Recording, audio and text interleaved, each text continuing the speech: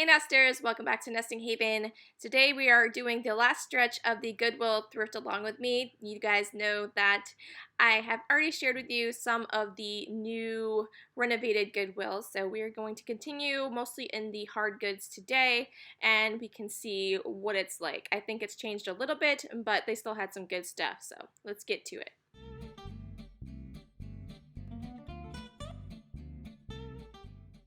These little wooden candlesticks I thought were super cute. I saw the florals on them, and as I saw it a little bit closer, they were kind of peeling back, so someone had just stuck something on there, and they weren't as nice as I originally thought, so I put those back down. I saw a Halloween item, so I wanted to check that out to see how old it might be. It was probably from maybe around the 90s.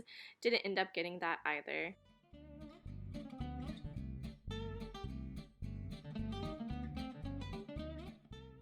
I don't know much about dolls, so when I happen to see one that I can tell is older, I do tend to check it out. I just think older dolls can be kind of cool, and I know there is a collector out there for them. I checked this one out. She was kind of leaning forward on her stand. I might have been able to adjust it. I wasn't quite sure.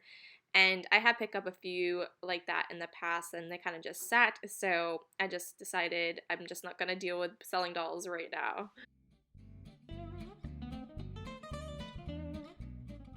They had this spoon rest here from Pier 1 marked at $2. Super pretty. I like the colors to it. I love looking at all of the vintage salt and pepper shakers. Unfortunately, they're usually not that big of a profit maker. So unless they're in pristine condition, I tend to shy away from them.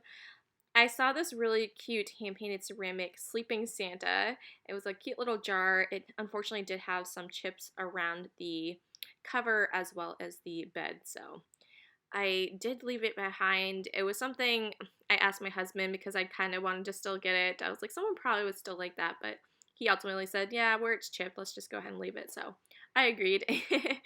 And then they had this really cute little cheerleader, again, a hand-painted ceramic piece. I just thought she was super adorable. The price was right, and I feel like people that have daughters that cheerlead or whatever would enjoy having that, putting in their room, so I think it will be an okay seller.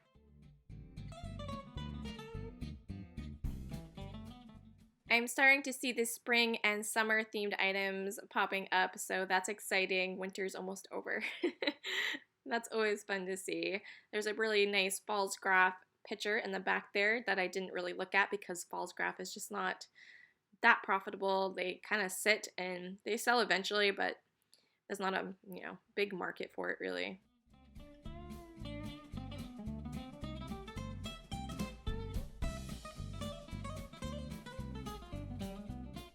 I also really like this stoneware shaker here. It's in super good quality, but they only had one, and I felt like for it to be able to sell for an okay price, to be worth my while, I really would have needed a set. So unfortunately, I left that behind as well. I did notice they had a couple of Christmas items in this regular section. This clear glass Santa mug was really adorable. I picked these up before in the color green, but I've never seen them in clear. So they did just have the one.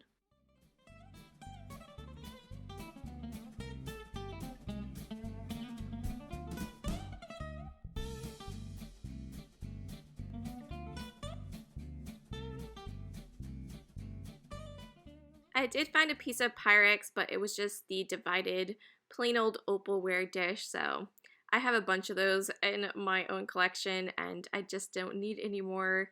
They're not a huge seller. People definitely prefer the ones that have the patterns on them. They had this beautiful set of Japan Hearthside stoneware plates. I love the design to this. This is the Rose of Sharon pattern, and the plates, the dinner plates will go for about $6 or $7 a piece, and the smaller plates about $5. So definitely a little bit of money to be made there.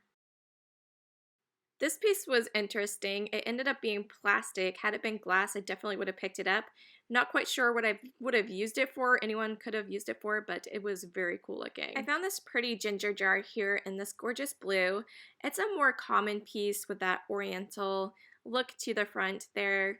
Some ginger jars sell for good money, others not so much, and I think this is on the lower end of that spectrum, but still very pretty.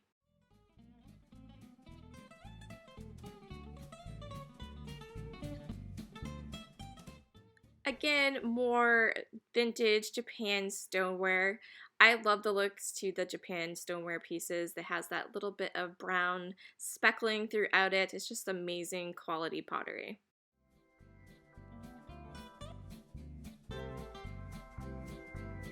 These laced edge plates I thought were really pretty. There were no maker marks on the bottom of them, but they looked newer to me, so I just didn't want to deal with them. I think there was only 3 plates there.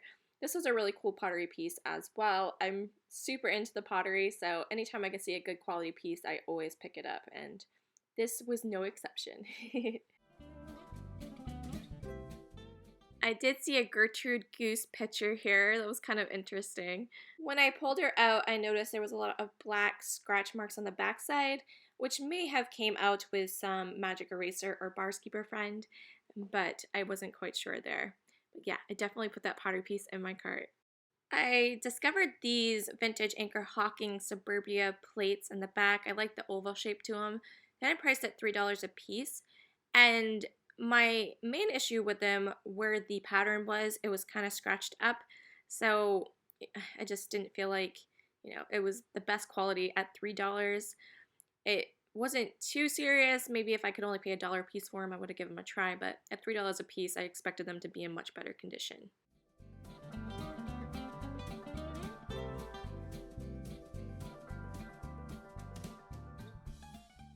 They had this gorgeous pink butter dish on the top shelf here, and it is not too vintage, but I thought it definitely had a vintage look to it. This floral plate caught my attention on the bottom shelf. It is a made in USA hand-painted piece put out by Sunshine Dinnerware, I guess, and I didn't like that little mark on the bottom. They had $4 on this beautiful pottery pitcher with the florals on it. There are some kind of a spring wildflower on the front. It is in a purple color, so I think it would be really nice for the springtime. They might even be forget-me-nots now that I'm looking at it a little closer. If I can find these vintage jars, I will pick them up in good condition. Often the metal is all rusted or it is missing the seal, which sometimes they don't close the best without the seal, so that one was rusted.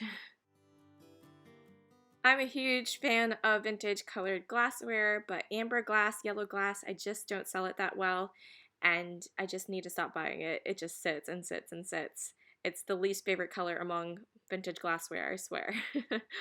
I'm not quite sure how to describe this color. It looks just like it kind of looks here. It was a orangey pink, and it had some brown undertones to it. It was pretty cool. It was all glass. I was gonna get it. It was only marked $4, but on the footed piece there, it did have some chips, so definitely was gonna leave that behind because of that.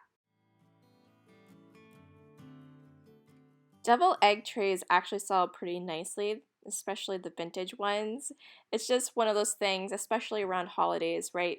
When you go to holidays at your family member's house, it seems there's always a tray of deviled eggs. I absolutely thought these were gorgeous with the black stems on them. They had 2 different styles here, and the price was great. They wanted $2 for the entire set of these here, and I think $3 for the other ones. My husband does the shipping. He'll, package everything up and ship it off. And he was there and he was kind of looking at me like, no, I don't want to ship those.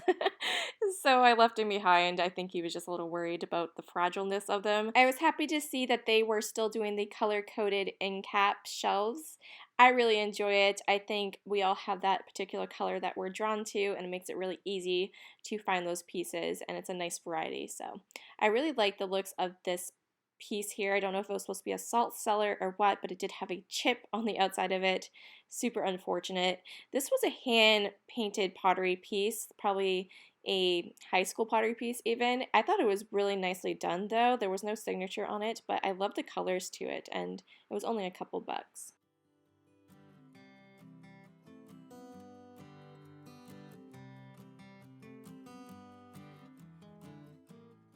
I was finding a lot of pitcher style vases today. I use these for florals myself. I guess you could use it for liquids, but I tend to think people just use it for decor.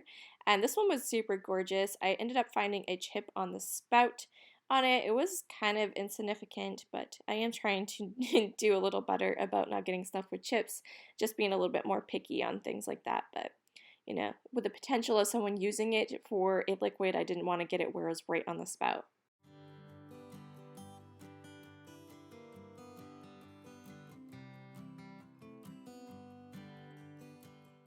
I've never tried to sell anything like this online before. I've sold some other things in my antique booth. They were asking $5 for that, and I probably would sell it in my booth for about 15. This again looked like a high school pottery piece perhaps, but I thought they did an excellent job on it. It was just a nice little candlestick holder, kind of that old-timey Scrooge feeling, and I don't know, I just really liked it.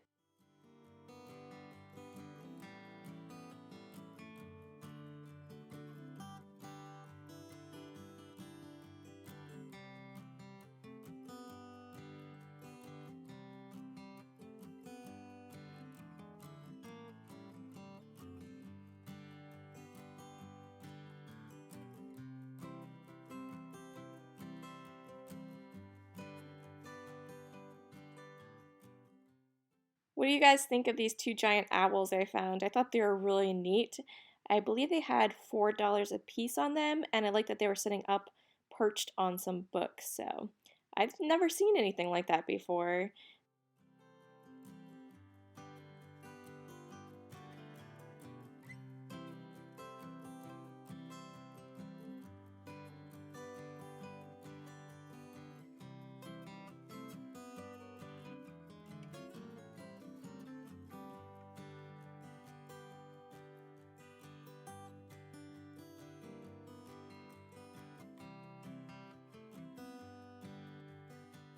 I was excited when I saw this jewelry box here. I sold one recently for around $30. And unfortunately, when I opened it up, had this like green residue all through the part that is felted. So I just didn't think it would wash up very nicely. So that was a little bit unfortunate because I could have made, decent profit there. They had this really cute iridescent elephant figurine in the back. Let me know in the comments below if you guys collect any animal figurines or if you just have a few. What animal is it that you always tend to gravitate towards? I saw these vintage plates in the back. It's something you would have put in a nursery. And I was a little hesitant. I was trying to think, would anyone really use this? There's a spot on it where you could write in a marker the birth and weight and time they were born and stuff like that. You could hang it on their wall in nursery. They only had $2 on them. There was two different ones. I just couldn't picture someone using that. I know there's a lot of custom ones. People can put them on pillows now, or people just like to write it in a scrapbook or something. I just don't feel like people are gonna like the looks of writing, handwriting on a plate like that. I don't know. Let me know if you guys think that was something I should have picked up. Well, that concludes our last edition of this Thrift Along with Me from the new renovated Goodwill. I hope you guys enjoyed it. If you missed any of the other ones, I will link them below or at the end screen here. You can just click on it and go ahead and enjoy those. Stay tuned to the thrift haul of everything I picked up. It'll probably be a couple thrift hauls. I did have about a half cart full, so I was able to find some cool things. I feel overall, considering I went after the stores pretty well picked over, I think I did pretty well. So I look forward to going back again once it settles down a little bit. And yeah, so I hope you guys enjoyed, and we'll catch you in the next one. Thanks so much for watching. Bye.